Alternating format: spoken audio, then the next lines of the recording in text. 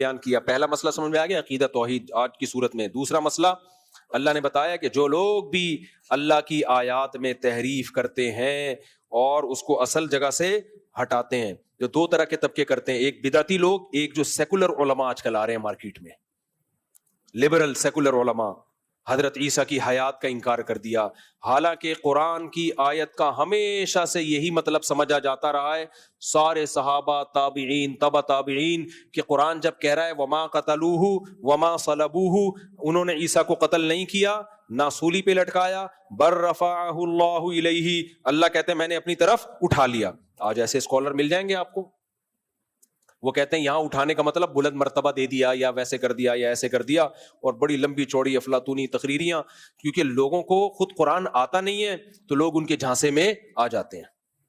جیسے بنی اسرائیل کے جو جاہل, جو تحریف کرنے والے علماء تھے نا, پبلک ان کے جھانسے میں آ رہی تھی نا, تبھی تو اللہ نے کہا کہ ان کی یہ پیٹ میں آگ کے انگارے ڈال رہے ہیں, کیونکہ پبلک ان سے متاثر ہو رہی تھی. تو صرف پبلک کا متاثر ہونا کسی شخصیت سے یہ اس کی دلیل نہیں ہوتی کہ یہ برحق عالم ہے. آپ کا علم اسلاف, تابعین, تبع تابعین سے میچ کرنا چاہیے, کیونکہ اس زمانے کے لوگوں کی نبی نے گواہی دی ہے. حضرت ابو ہریرہ سے صحیح بخاری میں ہے کہ عیسیٰ ابن مریم قرب قیامت میں نازل ہوں گے, اور آپ نے قرآن کی آیت دلیل کے طور پہ پڑھی ہے. یہ بخاری کی حدیث آپ کے سامنے پیش کر رہا ہوں. فرمایا اگر تم چاہو تو قرآن کی آیت پڑھو. حضرت عیسیٰ نے یہ بیان کیا, پہلے نبی کی حدیث بیان کی کہ عیسیٰ ابن مریم قرب قیامت میں نازل ہوں گے. آج پروفیسر غامدی صاحب نے حضرت عیسیٰ کے نزول کا بولو انکار کر دیا, اور آیتوں کو گھمایا پھرایا, یا توفا کا یہ مطلب ہے, تو یہ تو اب لوگوں کو قرآن آتا نہیں ہے تو متاثر ہو جاتے ہیں وہ. اچھا, پھر گڑبڑ پتہ ہے کیا ہوتی ہے, جب ہم ان مسائل پہ شدت سے رد کرتے ہیں تو لوگ کہتے ہیں دیکھو غامدی صاحب کتنے آرام سے رد کرتے ہیں, اور یہ مولانا صاحب کتنے غصے میں رد کرتے ہیں. فروعی مسائل جو اختلافی ہو نا امت میں, ان میں شدت سے رد کرنا جائز نہیں ہے, ان میں دلائل دونوں طرف ہوتے ہیں. لیکن جب مسئلہ اجماعی ہوگا نا, تو چونکہ دین سے علماء کو محبت ہے, ان کو لگتا ہے کہ یہ تو اتفاقی مسائل میں تحریف ہو رہی ہے, تو ان کا غصہ آنا بد اخلاقی نہیں ہے بلکہ غیرت اور حمیت کا تقاضا ہے. کہ یار اتنے بڑے بڑے مسائل کو آپ نے پینا شروع کر دیا. ہر جگہ خوش اخلاقی اخلاق نہیں ہوتے, غیرت کی کمی کی وجہ سے بھی بعض دفعہ آدمی کے اخلاق اچھے ہو جاتے ہیں. دیکھو کوئی شخص آیا, آپ کی چپل آپ کی اجازت کے بغیر پہن کے دکان چلا گیا, واپس آیا, آپ ایک دم آگ بگولا ہو گئے, بد اخلاق ہو, یار غلطی ہو گئی, سوری بھی کر رہا ہے, چھوڑ دو. یہاں آپ کے لال پیلے نیلے ہونا کس کی علامت ہے؟ اور ایک دفعہ ہوا ہے تو یار اتنا غصہ نہیں ہے, یار تمہارا دوست ہی ہے. لیکن چپل استعمال کی, اللہ نہ کرے نامناسب مثال ہے, بیگم استعمال کر لی, استغفر اللہ, بیگم لے کے چلا گیا, آپ کا دوست نے آپ کے ساتھ خیانت کی اور بیگم سے ٹاکرا لگا کے بیگم کو بھگا کے چلا گیا. 1 مہینے بعد پکڑا گیا اور سوری کر رہا ہے. آپ کہو گے کوئی بات نہیں یار, میں خوش اخلاق آدمی ہوں, ٹھیک ہے آپ نے سوری کی, مجھے اچھا لگا, نائس ٹو میٹ یو, اپنا خیال رکھیے گا. یہاں اخلاق نہیں, یہ کیا ہے, یہ غیرت ختم. تو علماء چونکہ دین کا علم جانتے ہیں, قرآن و سنت کو جانتے ہیں, ان کو پتا ہے کہ کس مسئلے میں اختلاف کی گنجائش شریعت نے رکھی ہے. رفع الیدین ہو گیا, زور سے آمین آہست, ان میں ایکسائٹڈ ہونا ٹھیک نہیں ہے. اور کچھ مسئلے ایسے ہیں جو بھائی واضح متفقون علیہ احادیث ہیں, اجماعی عقیدے صدیوں سے چلے آ رہے ہیں, اس میں یہ نہیں ہوگا کہ کوئی بھی اٹھ کے دائیں بائیں کر لے قرآن کی آیت کو اور ہم کہ ایکچولی اس میں ان اسکالر کا اختلاف ہے. بھائی آپ کو حق کس نے دیا اختلاف کرنے کا؟ آپ کو کس نے, آپ ہوتے کون ہو اختلاف؟ 15ویں صدی میں آپ پیدا ہو رہے ہو, ساری زندگی آپ کی یونیورسٹیوں میں مختلف ٹاپک پڑھاتے ہوئے گزری, چند کتابیں آپ نے پڑھ کے آپ اسکالر بن گئے, اور آپ ابو حنیفہ کا مقابلہ کر رہے ہو, امام شافعی کا مقابلہ کر رہے ہو, امام احمد کا مقابلہ کر رہے ہو, امام مالک کا مقابلہ کر رہے ہو, امام بخاری کا مقابلہ کر رہے ہو, امام مسلم کا مقابلہ کر رہے ہو, ابن تیمیہ کا مقابلہ کر رہے ہو, بڑے بڑے محدثین, عبداللہ بن مسعود آپ کے مقابلے میں, ابو ہریرہ آپ کے مقابلے میں, اور آپ دلیل کیا دیتے ہو؟ میں صرف پیغمبر کی بات کو مانتا ہوں, باقی کسی کو نہیں مانتا. اس کا مطلب یہ سارے کس کا کلمہ پڑھتے تھے پھر یہ, اور پیغمبر کی بھی نہیں مان رہے ہوتے, اصل میں وہ بھی اپنی طرف سے تشریح کر رہے ہوتے ہیں. تو اس لیے ایسے موقع پہ کسی عالم کا جذباتی ہو جانا یہ بد اخلاقی نہیں ہے, بلکہ یہ کیا ہے, غیرت. میں آپ کو ایک بخاری سے ایک مثال دیتا ہوں. غالباً ابو مسعود انصاری تھے یا عبداللہ بن مسعود تھے, ان کے سامنے کسی نے بتایا کہ موسیٰ علیہ السلام جو جس کا قرآن میں تذکرہ ہے نا, جو خضر علیہ السلام کے پاس گئے تھے, یہ وہ والے موسیٰ نہیں تھے جو بنی اسرائیل کے تھے, یہ کوئی اور موسیٰ تھے. تو پتہ ہے حضرت عبداللہ بن مسعود نے جواب کیا دیا؟ کذب عدو اللہ، اللہ کا دشمن نے، اللہ کے دشمن نے جھوٹ بولا ہے. وہاں بھی کہہ سکتے ہیں بھائی ایک آدمی نے دوسری تفسیر کی آیت کی تو ایکچولی آپ اعتدال سے بھی تو اس اختلاف کو بیان کر سکتے ہیں، کہہ سکتے تھے نا.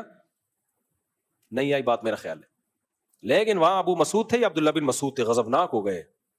کیوں بھائی؟ اتنی واضح آیت ہے، موسیٰ علیہ السلام، قرآن میں جگہ جگہ موسیٰ، جگہ جگہ موسیٰ، اور بخاری کی حدیث پھر انہوں نے پیش کی کہ نبی نے پورا یہ واقعہ بیان کیا ہے، تو بغیر دلیل کے آپ نے اس موسیٰ سے کوئی اور موسیٰ مراد لے لیا. کتنا غصہ آیا، کیا فرمایا؟ کذب عدو اللہ، اللہ کے دشمن نے جھوٹ بولا ہے. حالانکہ وہ تھے مسلمان جنہوں نے یہ بولا تھا. بغیر دلیل کے اتنی بڑی بات قرآن کی طرف کیوں منسوب کر دی؟ اس پہ غصہ آیا اور کیا کہا؟ کذب عدو اللہ، اللہ کے دشمن نے جھوٹ بولا ہے. کتنے سخت الفاظ. تو آپ کیا کہو گے؟ عبداللہ بن مسعود بد اخلاق تھے معاذ اللہ، یا ابو مسعود انصاری تھے؟ عبداللہ بن مسعود میرے ذہن سے نکل گیا. یہ صحابی بد اخلاق تھے معاذ اللہ. غیرت. بھئی اس طرح سے ہم لوگوں کو تفسیریں کرنے دے دیں کہ کچھ بھی اڑا کے کہیں لگا دو، تو اس پہ تھوڑا ریئیکشن، مضبوط ریئیکشن کرنا پڑتا ہے. اس طرح جو پروفیسر غامدی صاحب اتنے میٹھے بن کے بیڑا ہی غرق کر دیا نا مسائل کا، سود، خالصتاً سود کو بھی حلال قرار دیا ہے، خالصتاً سود کو. ایک تقریر میں ان کی سن رہا تھا کہ کرنسی اور کرنسی کے بدلے میں جب آپ دیتے ہیں نا، اس کی ایک قسم ایسی جو 100% متفقون علیہ سود ہے، اس کے جواز کا ایک لاجک پیش کر کے فتویٰ دے دیا. خیر، تو حضرت عیسیٰ کی حیات کا انکار کر دیا وغیرہ وغیرہ. تو یہ وہ تحریف ہے میرے بھائی جس پہ بہت سخت سزا ملنے کا خطرہ ہے. رمضان کا روزہ اسلام کا رکن ہے. یہ جو ہم رمضان کے روزے رکھتے ہیں یہ ارکان اسلام میں سے ہے، اس کے بغیر اسلام کمپلیٹ نہیں ہوتا. اللہ نے 2 لوگوں کو اجازت دے دی، 2 لوگوں کو روزہ چھوڑنے کی، مریض اور مسافر. غامدی صاحب نے فتویٰ دے دیا کہ کل اگر آپ کا امتحان ہے اور آپ ٹینشن میں ہیں تو آپ روزہ چھوڑ سکتے ہیں. آپ کہاں سے نکالا آپ نے؟ اسلامی ارکان بھی آپ نے نہیں بچائے بھائی. اس کی باؤنڈری کیا ہے؟ ایک آدمی کا کل پیپر ہے، ایک آدمی کی کل شادی ہے. ٹینشن کا معیار کیا ہے آپ کے پاس؟ کل ہو سکتا ہے وہ آج اس کو کرسیاں لگانی ہو، تمبو لگانا ہو، بہت بزی ہو، وہ نہیں روزہ رکھ سکے. وہ تو کون سا تھرمامیٹر ہے جس کو لے کے آپ یہ فیصلہ کرو گے؟ ہو سکتا ہے جس کی کل شادی ہو وہ زیادہ ٹینشن میں ہو، امتحان ہو وہ زیادہ ٹینشن میں نہیں ہو. وہ تھرمامیٹر کیا ہے، معیار کیا ہے جسے دیکھ کے آپ یہ فیصلہ کرو گے کہ اس کو کم ٹینشن ہے، اس کو زیادہ ٹینشن؟ ایک آدمی مزدور ہے، کل اس نے تعمیری کام کرنا ہے، مزدوروں کے لیے بھی روزہ چھوڑنا حلال ہو گیا. مجھے بتاؤ امتحان والے کو ٹینشن زیادہ ہوتی ہے یا جس نے گرمی میں گڑھا کھودنا ہو؟ فقہا نے تو مسئلہ بیان کر دیا چاروں اماموں کے نزدیک، صرف مسافر مریض روزہ چھوڑ سکتا ہے، قرآن نے اجازت دی. نہ مزدور چھوڑ سکتا ہے، کیونکہ ٹینشنوں کی تو پھر مختلف قسمیں ہیں. کس ٹینشن کو کس ٹینشن پہ قیاس کرو گے؟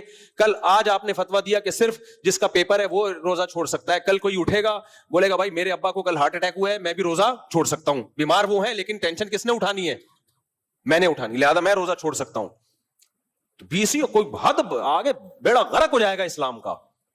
تو اسلامی رکن ہے روزہ. اسلام کے احکام آسان ہیں، لچکدار نہیں ہے، اس میں اپنی طرف سے ایڈیشن نہیں ہو سکتی. تو یہ ہے وہ قرآن نے جو بیان کیا کہ یہود و نصارہ نے یہ کام کیا تھا، جس کا نتیجہ کیا نکلا؟ دین کا بیڑا غرق. آج دیکھو یہود و نصارہ کے پاس ککھ بھی نہیں بچا ہے، کچھ بچا ہی نہیں ہے. ہمارے پاس پورا دین 1400 سال سے. کیوں؟